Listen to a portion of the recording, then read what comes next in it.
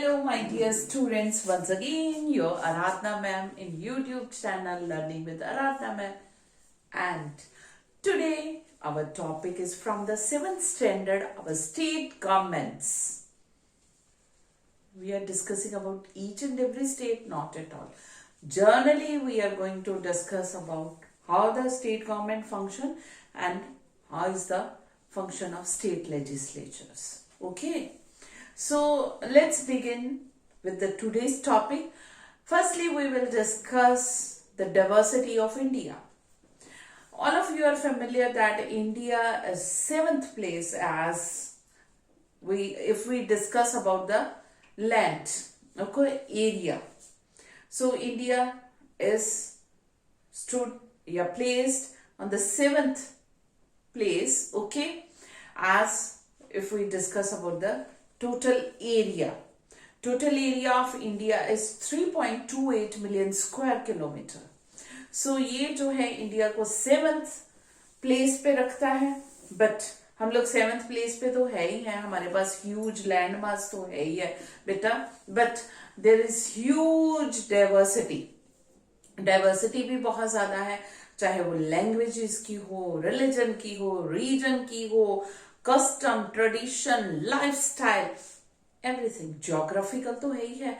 We have almost all type of landmark form in our India. We have plain area, we have mountains, we have plateaus, we have island group, we have desert, each and every type of land. Okay, we can say geographical condition in India is also there, and different types of lands are also here. And India is a vast country with diversity, variations, ठीक है, whether in religion, lifestyle, custom, tradition, or either in geographical condition. Climatic condition are also. Climatic condition देखा ना, अगर Jammu Kashmir Ladakh reason में -40 degree है तो फिर राजस्थान में या हमारे साउथ में समर में एक्सट्रीम हॉट है, 50 डिग्री तक टेम्परेचर है. सो डाइवर्सिटी इतनी, सो दैट्स वाई इसके अकॉर्डिंगली इंडिया को politically India is divided into 28 states. Now we have 28 states. Earlier we had 29 states. Now Jammu Kashmir as a union territory, Jammu Kashmir and Ladakh too. Okay, Jammu Kashmir is divided into two union territory, Jammu Kashmir and Ladakh. So now we have 28 states. Okay beta, so let's begin with today's topic. Each and every state has its own legislature, okay, legislative assemblies we can say, and we are going to discuss about the state legislature. जैसे हमारे India में parliament है, centre में parliament के 2 houses है, Lok Sabha and Rajya Sabha. Okay, similarly in states 2 houses नहीं है, parliament है, उसको क्या कहते हैं, legislative assembly. Okay, legislative assembly हर स्टेट में है इंडिया के. But some of the states of India having 2 houses. जैसे हमारे सेंटर में पार्लियामेंट की 2 हाउसेस है, Lok Sabha and Rajya Sabha. Similarly some states legislatures have 2 houses. One is state legislature and other is legislative councils. In comment section you are giving me the name of those states having the bicameral or 2 houses of the state legislature. I will give you one clue. जितने भी India की big states हैं उनमें है mostly. Okay. Then we are moving towards our next state legislature. Firstly, before going to the state legislature, I want to say state जो है वो अपनी state के लिए law बनाती है, frame करती है, policy formulate करती है state list के अंदर रह के. अब ये state list क्या है? These बेटा I want to inform you, ये लिस्ट जो है वो सेंट्रल गवर्नमेंट ने दी हुई, सॉरी कॉन्स्टिट्यूशन ने. These lists are provided by the constitution to central government, state governments. कि कौन से लिस्ट के ऊपर कौन सी गवर्नमेंट लॉ बनाएगी. Getting my thing. इसको कहते हैं division of power. I have uploaded the video on the division of powers और subject list, and I will give you the link of that video in the description of this video. You have to go through those videos also. Several video I will discuss which I have uploaded. Okay, several topics in today's chapter. I have uploaded the separate video on those topics, and I'm going to give the link of those videos in today's video.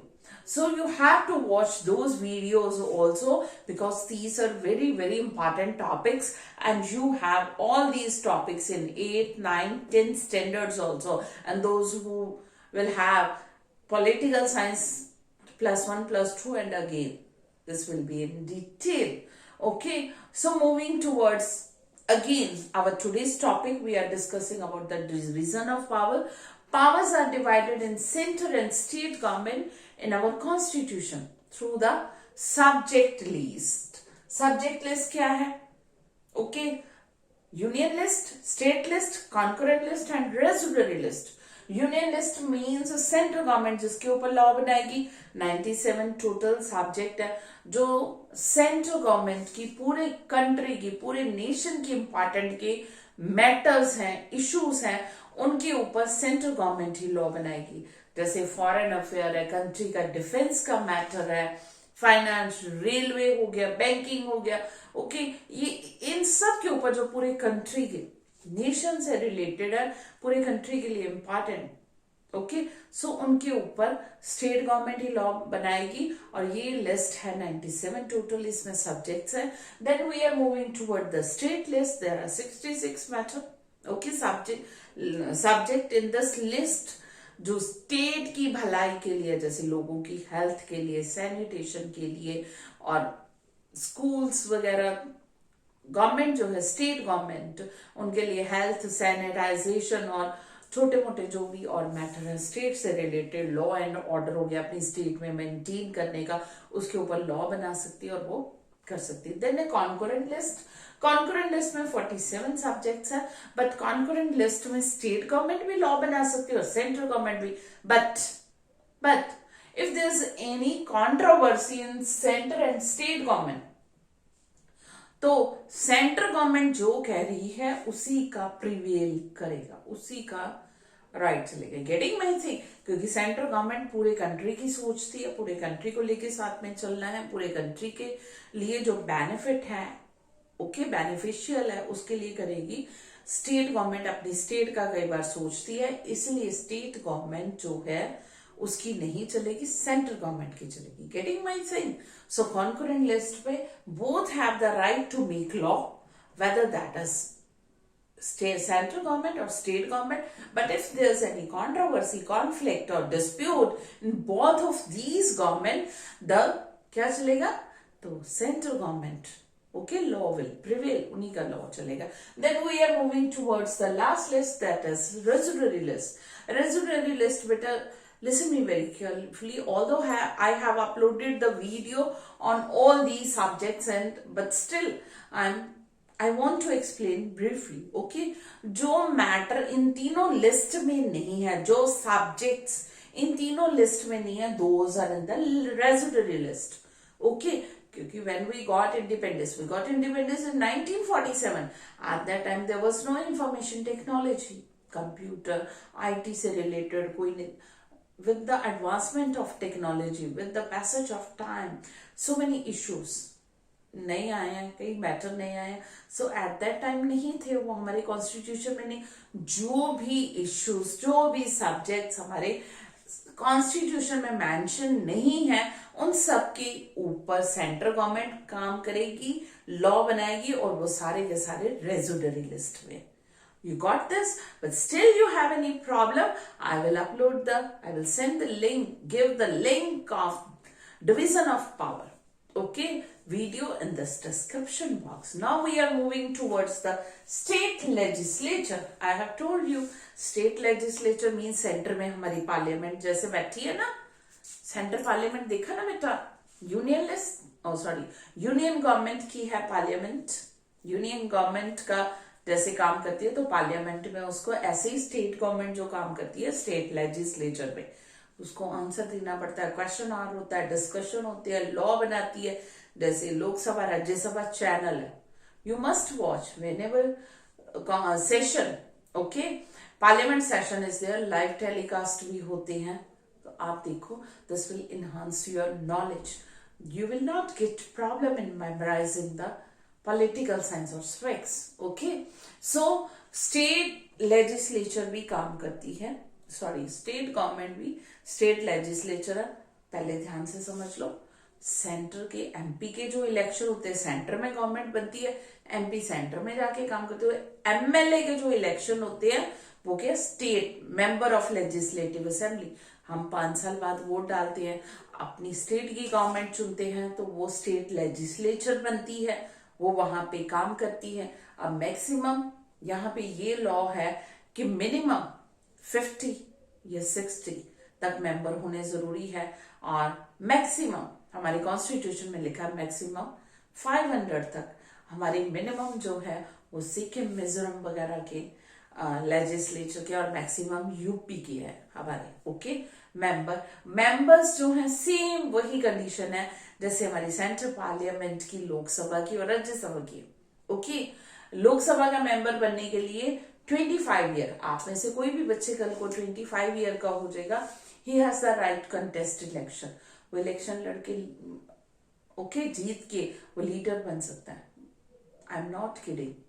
Foreign में ये politics भी एक career है, career की तरह देखते हैं और ऑनेस्टी से काम करते हैं, ठीक है। सो इंडिया में इसको डर्टी पॉलिटिक्स या ऐसे वैसे, but you should move towards the career में, हमारे इंडिया में भी पॉलिटिक्स को एक करियर की तरह लेंगे तो अच्छे पॉलिटिशियन, अच्छा काम होगा इंडिया में, that's why I am encouraging you, okay.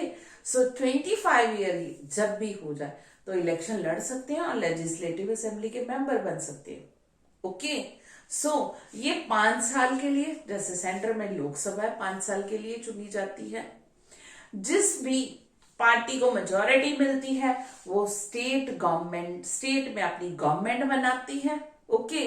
अगर किसी को नहीं मिलती तो कई बार 2 पार्टियां मिलके बना लेती हैं अपनी गवर्नमेंट, उसको कॉलिशन गवर्नमेंट कहते हैं। I have also uploaded the video on coalition government, I will give you the link of that video in the description box, okay बेटा। So ये जो है बना लेती हैं। अब मैंने आपको बता तो दिया कि कम से कम 50 और ज्यादा से ज्यादा 500, और ये पॉपुलेशन के ऊपर है, ओके। पॉपुलेशन जिस स्टेट की ज्यादा उतने मेंबर ज्यादा होंगे, जिस स्टेट की कम है उतने मेंबर कम होंगे स्टेट लेजिस्लेचर के, ओके बेटा। सो ये जो है मिनिमम 25 ईयर है स्टेट लेजिस्लेचर की। अब स्टेट लेजिस्लेचर जैसे सेंटर में मैंने बताया लोकसभा राज्यसभा का काम चलता है, स्पीकर होता है वहां पे, इसी तरह स्टेट लेजिस्लेचर का भी स्पीकर होता है जो लेजिस्लेटिव असेंबली में काम करवाता है, वहां पे डिसिप्लिन मेंटेन करता है, डेकोरम पूरा चले। तो ये स्पीकर जो है मोस्टली मेजॉरिटी पार्टी का होता है, क्योंकि मेजॉरिटी पार्टी की मेजॉरिटी और वह अपने ही मेंबर को चुनेंगे स्पीकर के लिए, और डेप्यूटी स्पीकर हमेशा ऑपोजिशन पार्टी, सेम जैसे सेंटर में, okay. I will give you the link of how the speaker is elected and appointed या elected and powers of speaker, ठीक है, and the link, getting my thing, you have to memorise this one also. So moving towards the next one, state legislature जिनके भी एक house है यानी कि legislative assembly है, उसको यूनिकैम्बलर लेजिस्लेचर कहते हैं। जिन जिन स्टेट में एक ही हाउस है स्टेट लेजिस्लेचर का, यानी कि लेजिस्लेटिव असेंबली, ठीक है, हिंदी में विधानसभा कहते हैं, उसके क्या है बेटा, यूनिकैम्बलर कहते हैं। मेरी बात समझ रहे हो? स्टेट लेजिस्लेचर के 2 हाउस हैं, एक है लेजिस्लेटिव असेंबली, एक है लेजिस्लेटिव काउंसिल। बट इंडिया में सिर्फ 5 स्टेट्स हैं जिनके लेजिस्लेटिव काउंसिल है, यानी कि 2 हाउस है। बाकी सारी की सारी स्टेट में एक ही हाउस है, यूनिक, यानी कि यूनिकैमुलर, और that is legislative assembly. Okay, जिसमें एक ही क्या है, असेंबली, लेजिस्लेटिव असेंबली। तो वो क्या है, ओके, वो क्या है, यूनिकैमुलर, जिसमें 2 हाउस है, लेजिस्लेटिव असेंबली और लेजिस्लेटिव काउंसिल। विधानसभा, विधान परिषद हिंदी में बोला जाता है। ओके, इसको बाइकैमुलर कहते हैं।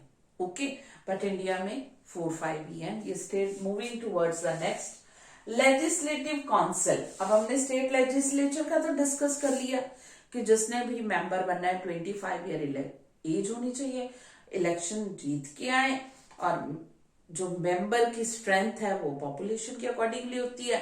5 साल के लिए ये लेजिस्लेटिव असेंबली होती है, 5 साल बाद डिसॉल्व हो जाती है, फिर से इलेक्शन होते हैं, फिर से नई लेजिस्लेटिव असेंबली बनती है, जैसे कि सेंटर में लोकसभा।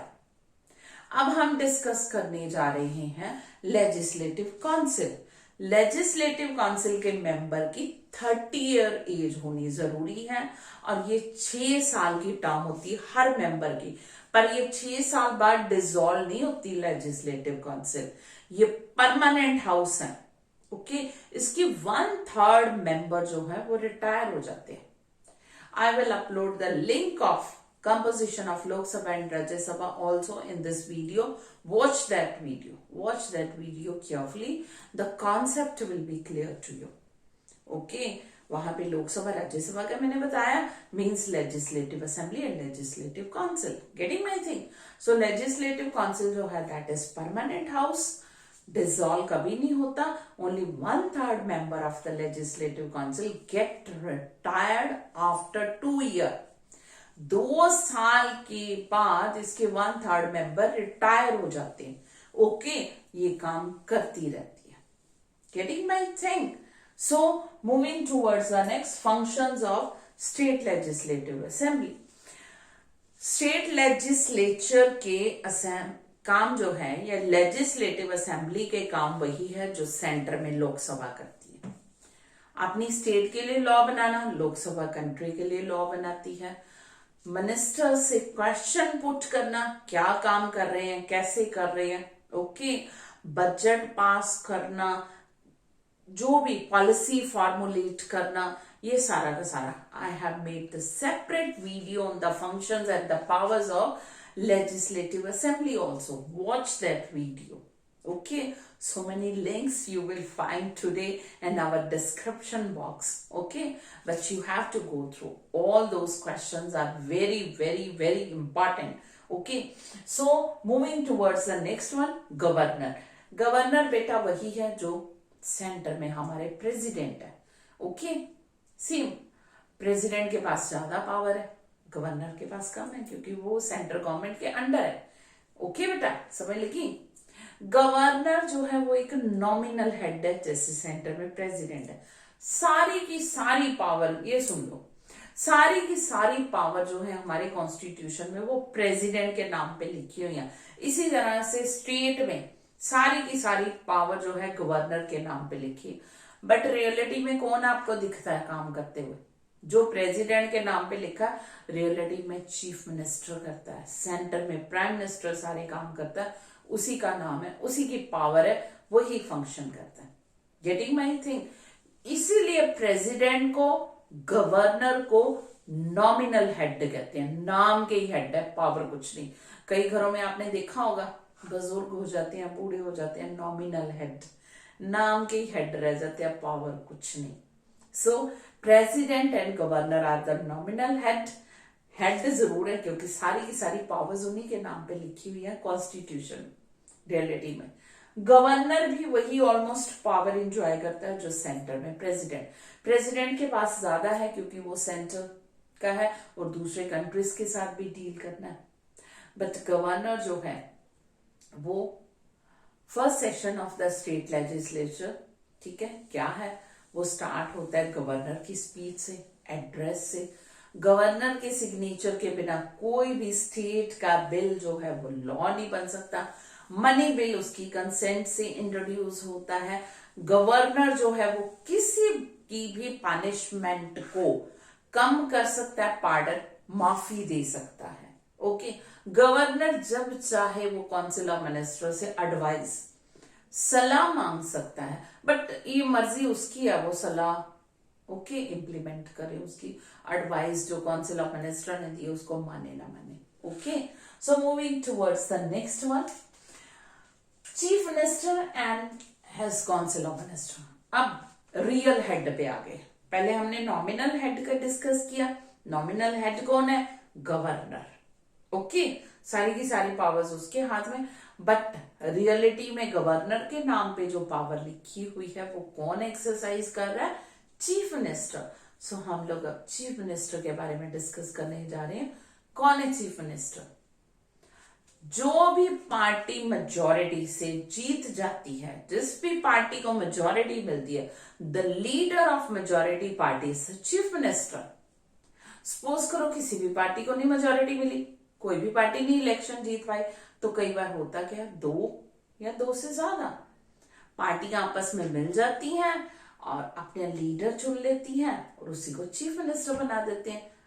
ठीक है, ऐसी गवर्नमेंट को कॉलिशन गवर्नमेंट कहते हैं, बट इसकी लिमिटेशंस भी हैं। I have made separate video on the coalition government and it's limitation. I will upload the link of that video also, beta. But again and again, I am, you can say, repeating the same thing. You have to watch all the videos because all of these are very, very, very important topics, and you will have right through all the political science. Okay, so moving towards the next one. Chief minister जो है एक बार appoint हो गया तो फिर वो अपने सारे के सारे वजीर, जिसको कहते हैं राजा ने अपने वजीर या मिनिस्टर, इसी तरह से चीफ मिनिस्टर अपने सारे के सारे मिनिस्टर्स को अपॉइंट करता है, लिस्ट बना के देता है गवर्नर को, गवर्नर उनको ओथ देता है। अब ये सारे के सारे मिनिस्टर क्या करते हैं? लॉ बनाते हैं, एग्जीक्यूट करते हैं, लॉ एंड ऑर्डर मेंटेन करते हैं, पूरी की पूरी पॉलिसीज फॉर्मुलेट करते हैं through the various ministries. Okay, I hope you understood today's topic because I am ending it here because I have made separate videos on several topics in this from this chapter. So I am ending it here. But still, you have any doubt, any problem, send me your problem in comment section. That's all. But before leaving, I want to remind you, please subscribe, like and share my channel to all. Okay, beta, that's all for today.